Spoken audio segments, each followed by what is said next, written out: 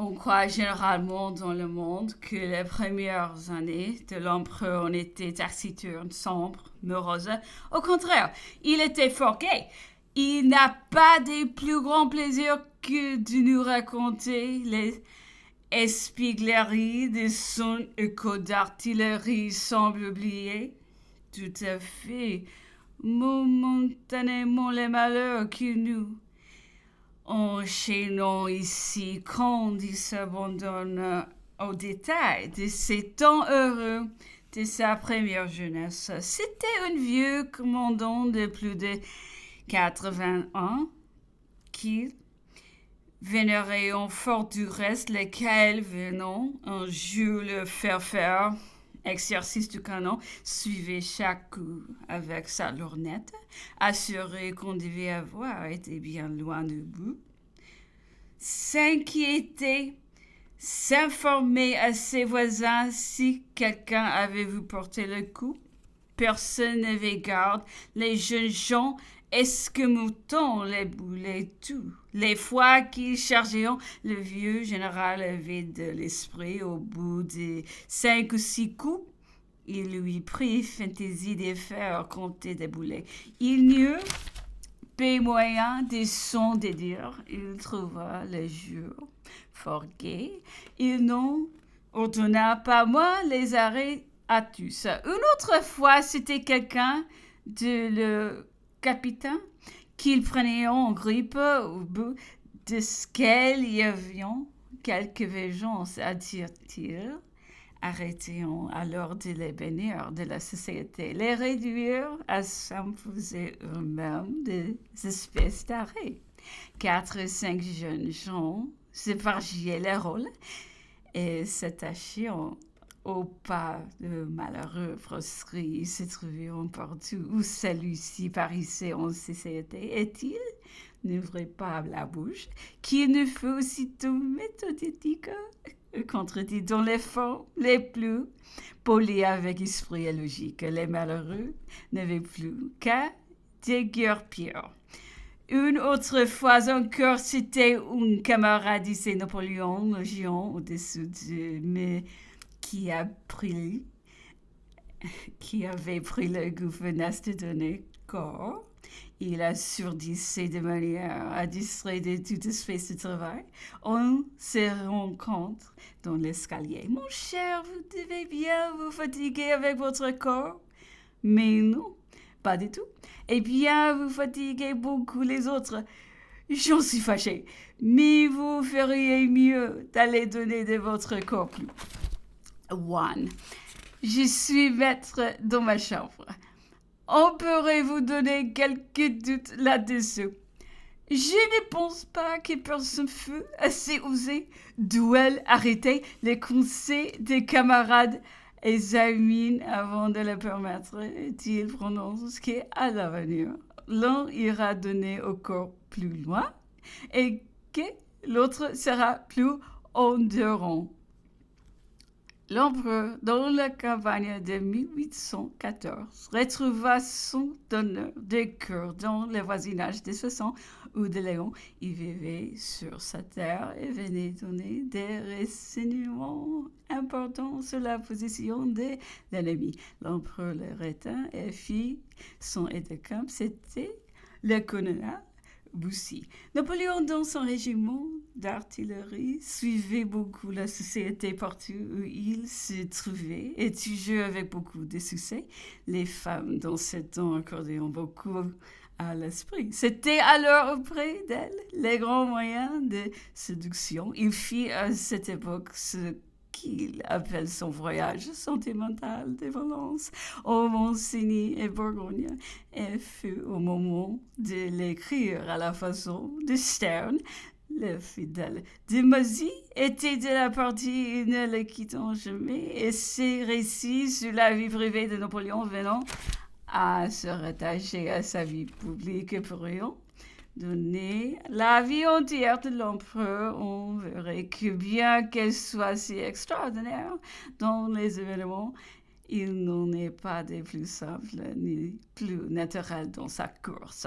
Les circonstances et la réflexion ont beaucoup modifié son caractère. Il n'est pas jusqu'à son style aujourd'hui si serré, si laconique, qui fut alors en fatigue abondante. Dès l'Assemblée législative, Napoléon devint grave, sévère, dans sa tenue un peu communicative. L'armée d'Italie fut encore une époque pour son caractère, son extrême jeunesse, quand il en vint prendre le commandement demandait une grande réserve à la dernière sévérité demeure. C'était nécessaire, indispensable, disait-il, pour pouvoir commander à des hommes tellement au-dessus de moi par leur âge. Aussi, ma conduite fut-elle irréprochable, exemplaire. Je me montrais une espèce de caton. Je ne devais paraître à tous les yeux. Et j'étais en effet un philosophe, un sage. C'est avec ce caractère qu'il s'est présenté sur la scène du monde. Napoléon s'est trouvé en garnison à Valence au moment où commença la Révolution. À ce moment, on attachait une importance spéciale à faire émigrer les officiers d'artillerie.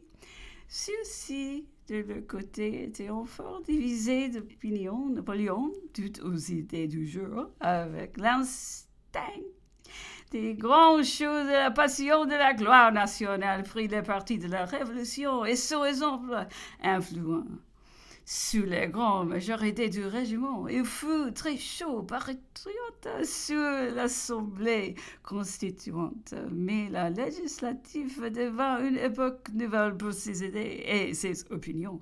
Il se trouvait à Paris le 21 juin 1792 et fut témoin sur la terrasse de l'eau des insurrections de Freiburg qui traverseront le jardin des Tuileries et forceront le palais. Il n'y avait pas 6 000 hommes. C'était une foule sans ordre de nos temps. Par les propres et les bâtiments, tout ce que la populace de plus commun et de plus abject. Il fut aussi témoin du 10 août, où les assaillants n'étaient ni plus relevés ni plus redoutables. En 1793, Napoléon était en Corse et il y avait un commandement de garde nationale. Il combattit Paris. Dès qu'il put soupçonner qu'on lui avait été jusqu'à là, avait le projet de livrer l'île aux Anglais. Aussi rien de plus fait que Napoléon ou aucun des Parisiens et jamais été en Angleterre, ainsi que cela y a été généralement répandu aux frères les Levers. Un régiment corse à son service. Les Anglais parlent, l'emporteront sur le patriote corse, ils brûleront à Ajaccio.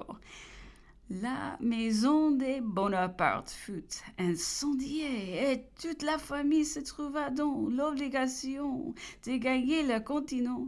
Il fut se mixer à Marseille. Napoléon se rendit à Paris.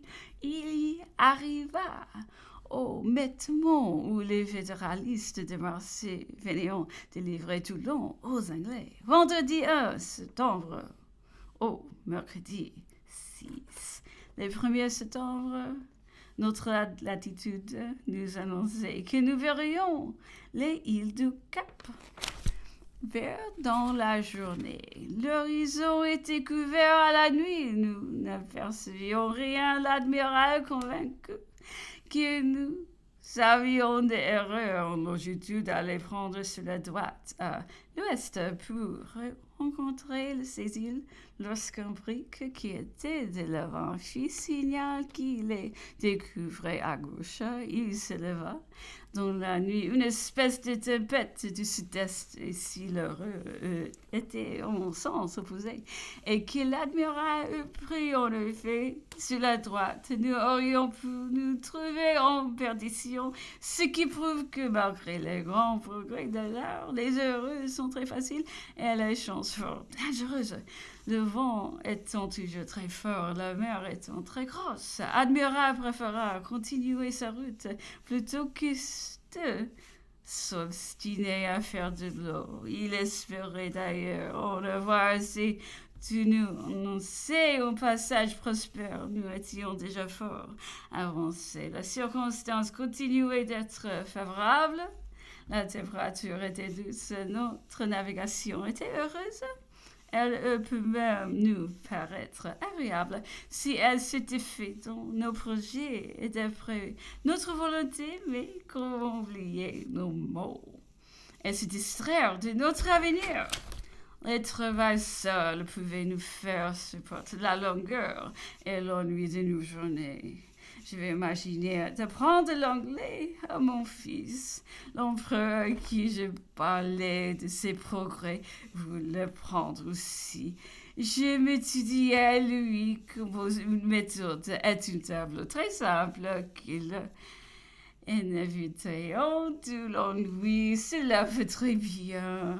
2 ou 3 jours, mais l'ennui de cette étude était au moins égal à celui qu'il s'agissait de combattre. L'anglais fut laissé de côté. L'empereur me reprocha bien quelquefois de ne plus continuer mes leçons. Je répondis que je vais le médecin toute prête s'il avait le courage de l'avaler. Tout reste vis-à-vis des Anglais, surtout sa manière d'être et de vivre, toutes ses habitudes continuent la même. Je mets une plainte, un désir, toujours impassible, toujours égal, toujours sans humeur. L'admiral qui, je crois, sur notre réputation, c'était fort cuirassé au départ. Ce discernement insensiblement et prenait chaque jour plus d'intérêt à son captif et venait aussitôt de donner représenter que le serein et l'humidité pouvaient être dangereux. Alors l'empereur prenait quelquefois son bras et plongeait avec lui la conversation, ce qui les remplissait de satisfaction. Il se montrait heureux. On m'assurait que l'admiral écrivait avec soin tout ce qu'il pouvait recueillir. S'il en est ainsi ce que l'empereur dit un de ces jours à dîner sous la marine, n'aurait su dans le midi celle qu'il avait déjà créée, celle qui projetait encore sur les ports les mouillages de la Méditerranée et que l'admiral écoutait avec cette anxiété qui redoute l'interruption. Tout cela composera pour un marin un chapitre vraiment précieux.